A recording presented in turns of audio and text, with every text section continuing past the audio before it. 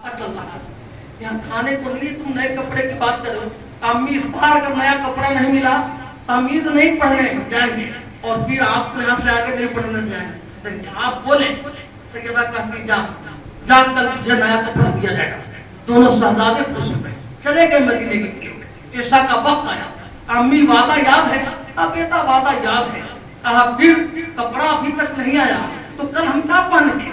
मदीने का बाजार बंद हो रहा है, अगर कपड़ा नहीं आया तो अम्मी वो सिलेगा कब, पहनेंगे कब? सैयदा खातून जन्नत की आंखों में आंसू है, कहती है मेरे शहजादों तेरी माँ मदीने के बाजार पे नहीं बल्कि परवरदिगार पे भरोसा करके तुमसे वादा की है, जब तुझे कल कपड़ा मिलेगा।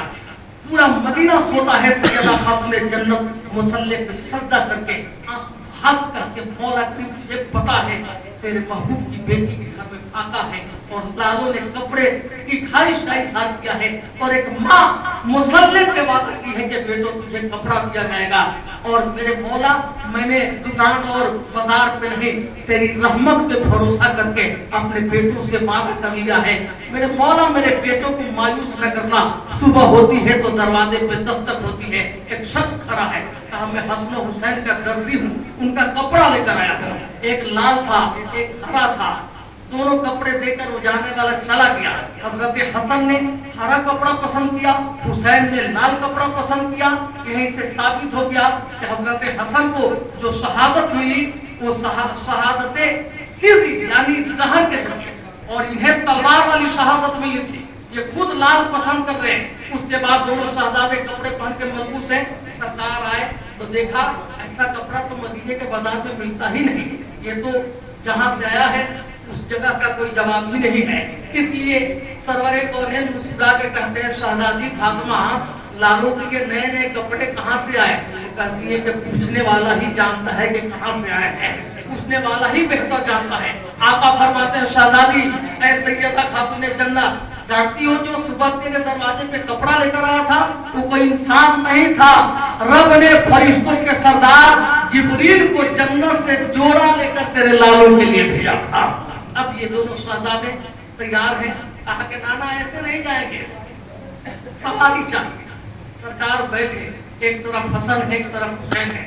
नाना पकड़ेगा, हसन तुम दाहिनी तरफ की जुल्फ पकड़ लो, हुसैन तुम बाईं तरफ की जुल्फ पकड़ लो। अब ये सवारी चली है तो हजरत सिद्दीक अकबर हैं, हजरत उमर कहना है कि क्या खूब सवारी है। तो सरकार फरमाते हैं कि अगर सवारी बेमिसाल है तो दोनों सवार भी बेमिसाल है। अगर सवारी का जवाब नहीं तो सवार का भी जवाब नहीं है। ईदगाह से पहले मेरे आका ने उतारा, कहा हुसैन कोई ख्वाहिश? कहा नाना क्या चाहिए? कपड़े चाहिए थे, जन्नत से आ गए। सवारी चाहिए था, नबूवत वाला कांधा मिल गया, अल्लाह के हबीब का कांधा मिल गया।